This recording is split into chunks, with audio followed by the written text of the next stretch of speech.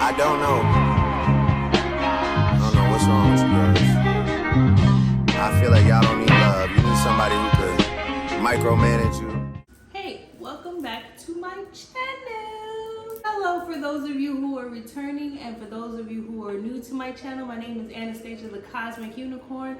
I do videos teaching Haitian voodoo, a lot about the history and how to do it, as well as other kinds of witchcraft. I also make vlogs about my life.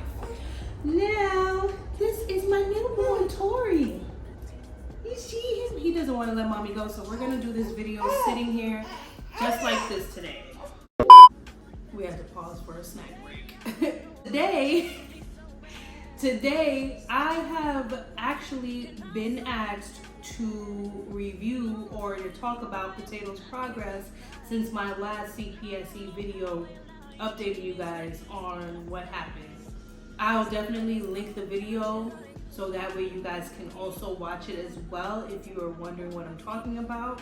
I was having a back and forth conversation with another mom in my comments, and that prompted me to make this video because I just realized it's literally been 2.5 years, about to be 3, since I made that video. So now Potato is 4.5, she's about to be 5, and I'm gonna let you guys know what's been going on since I did that video. Got my little handy dandy notes because you know a lot of the times I'm one of those kind of YouTubers. So to stop that, I got everything that I wanted to touch on or that I've been asked to share with you guys. For those of you who are not familiar, Potato is my daughter. She got the nickname Potato when she was born. She came out looking like a potato spud, and one of my cousins was like, wow, she looks like a potato. And that name just stuck. It was hilarious. She's familiar with her first name and her nickname. I use her nickname a lot on platforms like this, especially because people are so paranoid about what can happen to your kids and oh, don't do that, they're gonna do this, that, and the third to your child, whatever. I don't worry about spiritual attacks because I know what I does and I know who I am. If you know, you know.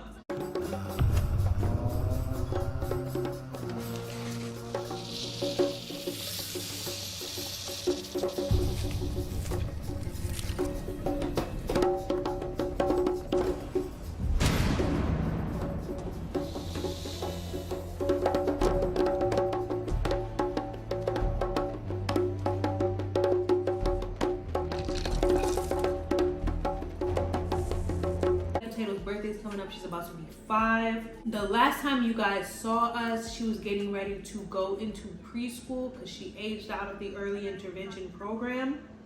She's now on her way to kindergarten, and I'm really trying hard not to cry about the fact that she's getting big. I really want her to stay small forever, like just stay small, because I know with mom, you know, I can protect you. Like nobody's gonna be making fun of you. You're not gonna have any bullies. Even though she's a pretty tough girl, we always feel like she's the bully. Hey, Pumpkinhead. You're gonna wish you never said that. Oh, yeah? But I still worry about my kids being bullied nonetheless, okay? Potato's diagnosis is ASD, also known as Autism Spectrum Disorder. She also is nonverbal. She does say little things like mom, bye. Her speech teacher did tell me she kind of says little sentences here and there, but you do have to make sure you're listening to hear her say the sentences. I'm glad that speech therapy is finally working after almost 3 years of doing it. It really makes me want to cry because she's really showing and doing different mannerisms to communicate with us, to show us what she wants.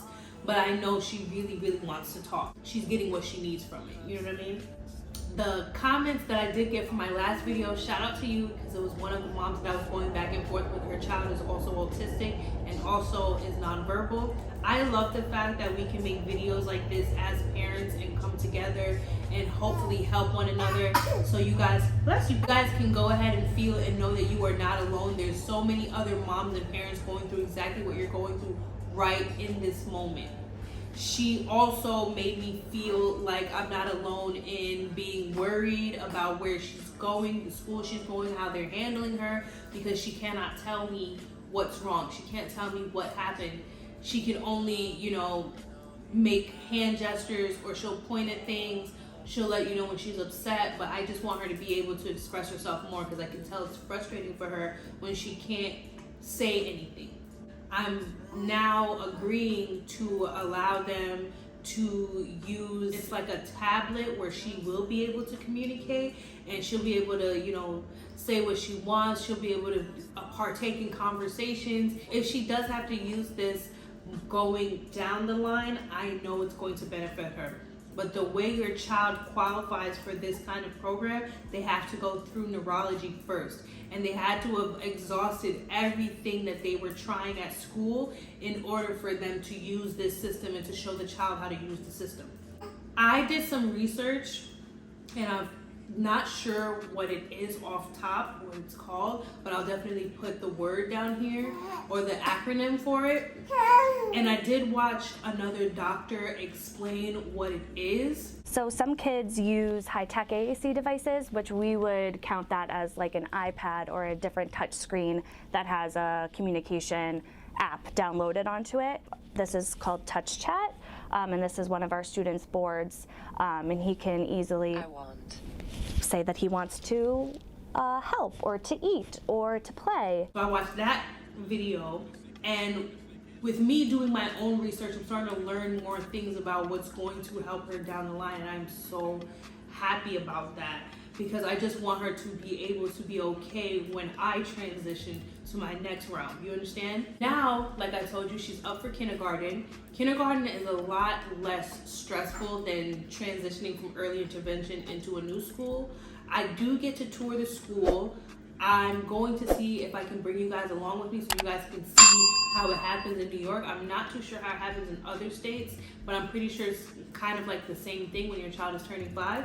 You guys can definitely watch to see if that helps anybody, so that way you can mentally prepare yourself for what you're about to go through, because I know I needed the mental preparation because of how much I worry about her. It gives me a little bit of anxiety, but I'm also in therapy working through that as well, so I'm not kind of like the overbearing parent, you know what I mean? She's also still getting physical therapy, cognitive therapy, like I said, speech therapy, and I think there's one more that she also takes, but I'm just not sure off the top of my head. It's kind of like everything that she came from early intervention with, she's also getting now, which I'm not mad at because these are things that she still needed to keep up. She also was diagnosed as a baby with low muscle tone, which is why she gets physical therapy. Now the physical therapy is going well, but she still can't throw a big ball. She can't, you know, play basketball or anything like that, and she still has issues running. She's always had that problem because when she runs, she slams. And I'm not too sure because a lot of you are here on my channel from TikTok. I did mention on TikTok that she fell really hard once and ended up scraping the side of her face. This really made her physical therapist more alert, and he definitely let the next physical therapist know that these are things that she needs to work on. This next step going towards kindergarten, I was allotted a social worker, so that way we can speak about what the size class is that I would like her to go into, how I feel like she's adjusting, and I'm glad that they also speak to her current teacher as well, so that way she can put her input on where she's gonna be feeling safe and get the most of next school year. Now the goal is to actually try to get her into this autistic school, so that way she can not only be around children who are a lot more like her, so that she can expand and that those teachers are more versed in autism than they are in the school that she's in now. Now don't get me wrong, she's in a great school. She loves the school. She gets so excited to go to school every morning. There are some times where she has rough mornings where she gets extremely frustrated. There are days where she gets rough days where she gets extremely frustrated, like yesterday. She had a very frustrating day. She took her hands and she scratched her face. Now she has scratches on the top of her forehead. I'll probably insert it so you guys can see what it looks like. That is kind of like the same thing she was going through when I was in the shelter, but she used to use objects to harm herself. Now I keep all these objects away from her, like hangers. Even sometimes her shoelaces I don't allow her to have. She's starting to understand that shoelaces are not made to cut off circulation, so now I let her put her shoes by herself in her bedroom. These are different, scarier levels of autism, and not every child has them. But if your child is like mine, you'll know, at least from listening and watching, that you're not the only one that's going through this. And I know it does feel like, oh my God, I'm literally the only parent. This is so fucking frustrating. And I get it. But I do realize that a child like Potato is making me have more patience for the world. Like an autistic child really makes you have patience for the world, like for real. Each child is a little bit different. Another question that this parent had was, how is Potato adjusting to being on the bus, because she does get bused because it's a part of her IEP. Her school is a lot more closer to home, so I'm so much more relaxed now, and I don't worry too much about what can happen to her. She also has a very nice female matron. I let it be known that I'm very comfortable with male matrons handling my child.